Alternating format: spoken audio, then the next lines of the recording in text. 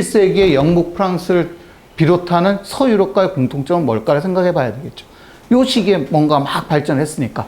중국이 이때만큼 여러 가지 다양한 논의들이 된 적은 없잖아요. 우리가 역사책을 대충만 봐도 뭐 묵가에다가 뭐 유가 막 나오고 막 온갖 법가랑 뭐 이런 온갖 다양한 사상들이 나오고 그 중에 일부는 무신론도 나오고 막 이랬던 시기였으니까. 그 다음에 12, 13세기에 르네상스를 얘기할 때 이탈리아를 빼놓을 수가 없는 것처럼. 그 다음에 16, 17세기에 서유럽에서의 이 과학혁명은 이후 지금까지 서유럽 중심의 지구 역사를 만들어 왔는데 이 시기에 이런 것들은 뭐냐라고 생각하면 저는 이제 일단은 다양한 의견이 나올 수 있는 조건이 되면 된다, 무조건. 민주정의라야 되는 건 아니다, 이거죠. 생각해보면 16, 17세기 근대 과학혁명이 있을 때 영국은 이제 의회가 막 만들어지기 시작한 때였으니까 엄연히 보면 이제 전제정과 아니면 입헌정이 서로 왔다 갔다 하던 시기잖아요. 그 다음에 프랑스 같은 경우에는 조게 진행되는 와중에 프랑스 혁명이 일어났지 그 전에 일어난 건 아니었거든요. 즉 프랑스는 과학혁명이 일어나고 있던 와중에 혁명이 일어난 거지. 프랑스 혁명. 그 이전에는 그 전제정이었죠. 짐은 곧 국가다라고 떠들던 시기였으니까. 이렇게 생각을 해보면 네덜란드 정도는 민주정이었죠.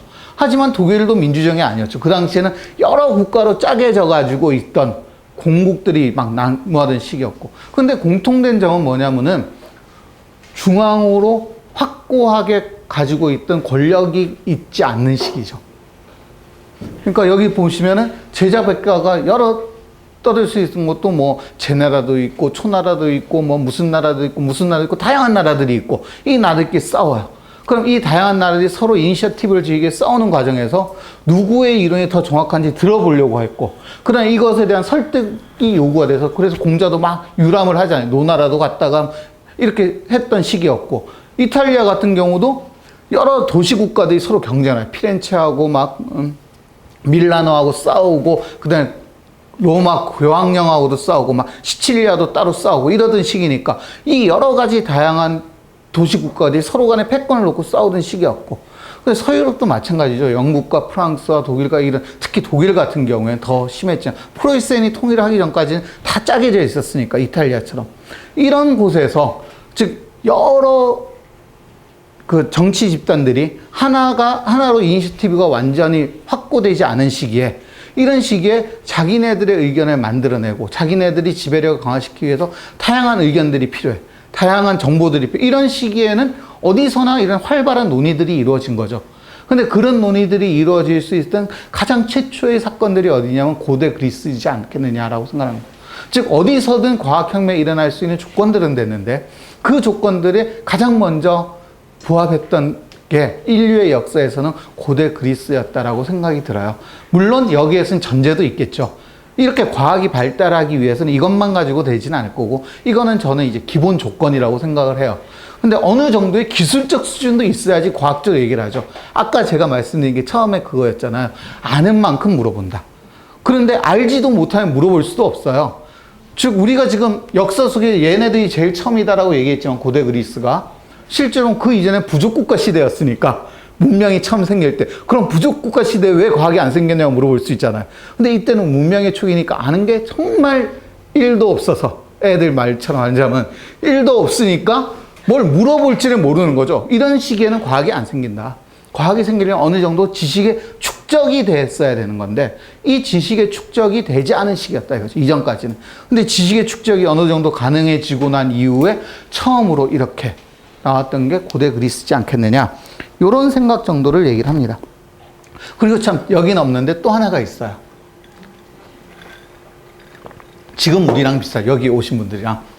그러니까 뭐 아주 우리가 잘 살지는 못하지만 이렇게 토요일 하루 정도를 빼서 와서 잉여롭게 강의를 들을 수 있는 이런 조건이 돼야 되는 거죠. 이러지 않으면은 이제 뭐 하루에 12시간씩 매일 일하고 토요일 일을 할 것 없이 이러면은 절대로 이런 얘기를 못 해요. 바로 이런 잉여로움이 있었던 시기. 고대 그리스 잘 살았으니까 아까 했던 해양 민족이고 상업 중심 사회고 이러면서 부가 축적이 되잖아요. 축적된 부를 바탕으로 해서 뭔가 생각의 여유가 생기는 거죠.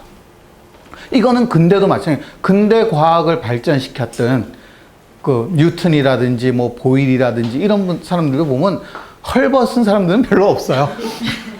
유일한 예외라고 하자면은 그 누구야? 걔 누구죠?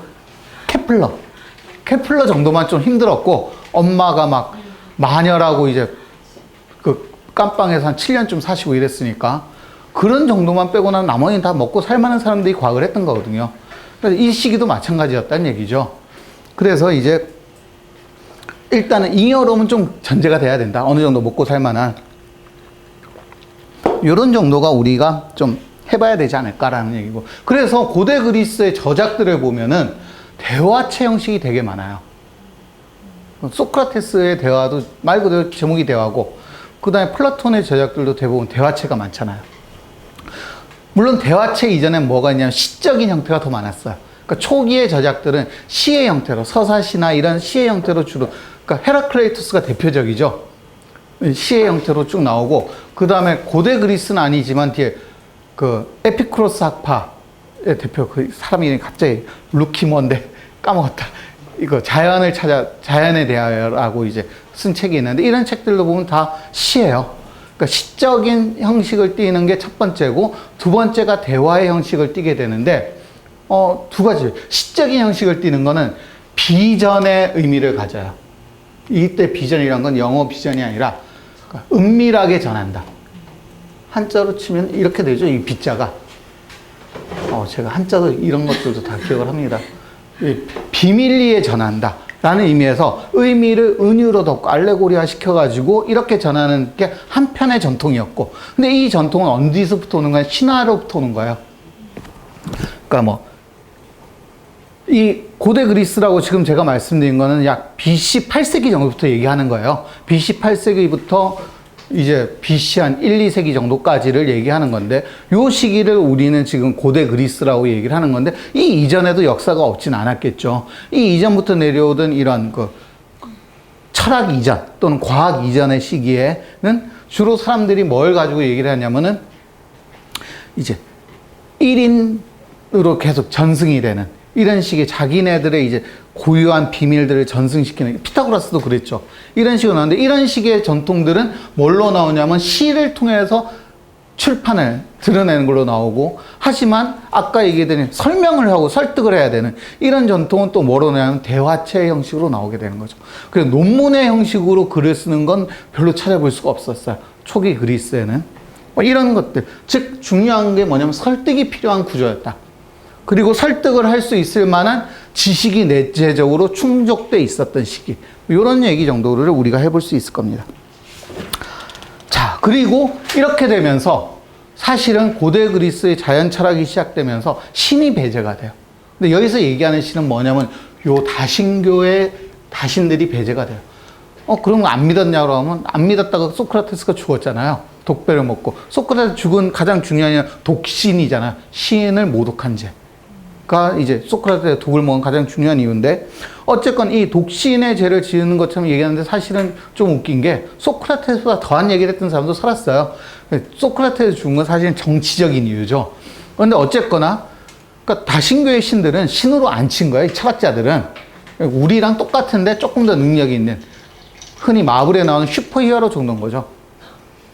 정말로 우리하고 똑같이 맨날 쌈박질하고 서로 질투하고 불륜도 저지르고 이러고 다니는데, 걔네들이 무슨 우리가 의미하는 그런 진정한 의미의 가드가 아닌 거죠. 그냥 우리보다 능력이 좀 더 뛰어난, 그리고 우리가 다룰 수 없는 말썽꾸러기, 이런 의미 정도의 신이었던 거고, 그래서 이런 신은 신이 아니다라고 헤라클레이토스도 그런 신이 무슨 신이야 라고 얘기를 하고, 그 이전에도 그런 식의 뉘앙스를 계속 붙여. 자연 철학자들. 그런 거는 신이 아니다. 우리가 생각하는 신은 그런 신이 아니야.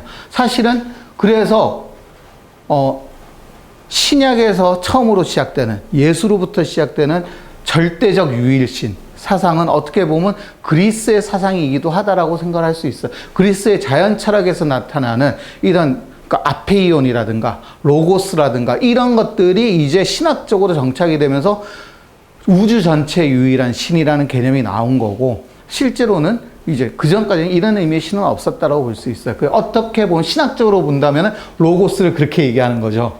하여간에 그런 정도인데, 자, 어쨌건 이게 어디서 시작이 되냐면은 밀레투스에서 시작이 됩니다. 거의 1시간 가까이 지났군요. 여기까지 오는데 아직 탈레스는 얘기도 안 꺼냈는데. 조금 중간에 쉬세요. 5분이라도. 아, 괜찮아요. 듣는 분들 힘드신가? 네. 자, 그 밀레토스까지 하고 하죠. 자, 제가 지도도 만들어서 여기가 사모스 섬이고요. 그 다음에 여기 보면 헬리스 포인트라고 하는데 저희가 이제 거기죠. 지금으로 치면 비잔틴이라고 하나요, 요새? 요새는 비잔틴이 아니죠, 저희가. 이스탄불 이제 이 되는 거고, 여기가 펠로폰네소스 반도인데 밀레투스는 여기예요. 그러니까 여기가 지금의 터키 지역인데 여기가 소아시아 지역이라고 당시에 불려졌던 지역인데 저 중에서도 아주 남쪽에 밀레투스가 있어요. 그럼 이 아주 남쪽에 있는 밀레투스가 왜 중요하냐면 저기가 당시로 치면은 가장 교역이 활발한 항구였다는 얘기죠. 어디하고 어디? 그리스와 소아시아와 밑에는 이집트가 있었고 이쪽에는 페니키아와 이쪽이 있었겠죠. 여기와 여기와 여기를 연결하는데 이쪽에 있으면 그렇게 연결하기가 힘들었겠죠. 아래로 내려와 있어야지 이렇게 네 군데를 왔다 갔다 하기에 가장 좋은 몫을 차고 있던 게 당시에 밀레투스였어요. 그 얘기는 가장 부유했다라는 얘기랑 똑같습니다. 당시 이제 고대 그리스 사회에서 가장 근데 여기인데 자 저기에서 이제 물자도 모이고 인재도 모이고 근데 저기 하나를 빼먹었네요. 제가 쓰면서 정보도 모이더라 라는 얘기죠. 가장 중요한 인포메이션이 모여야지 되는 거니까 정보도 모이는 곳이고 그 다음에 아까 말했던 이집트하고 소아시아와 그다음에 메소포타미아와 여기 또 하나 빠졌네요. 그리스 사이의 중심 그리스까지 포함해서 중심이 되는 곳인데 여기에서 이제 밀레토스가 아니라 투스입니다. 제가 오타를 계속 하네요. 영어로 보시면 여기 밀레투스잖아요. U로 시작되니까 밀레투스 학파가 시작이 됩니다. 자, 여기에서 이제 이렇게 되는데 요거는 뭐 어렵게 막 설명할 건 아니고 그냥 넘어갈게요. 그럼 이제 그 다음으로 나오는 게 바로 탈레스죠. 우리가 흔히 얘기하는 그러니까 철학의 시조 그러면서 동시에 과학의 시조 뭐 이렇게 얘기하는 분인데 이렇게 얘기한 사람은 사실은 플라톤이었죠. 아리스토텔레스와 플라톤이 이렇게 얘기를 했고 탈레스가 책을 썼다고 얘기하는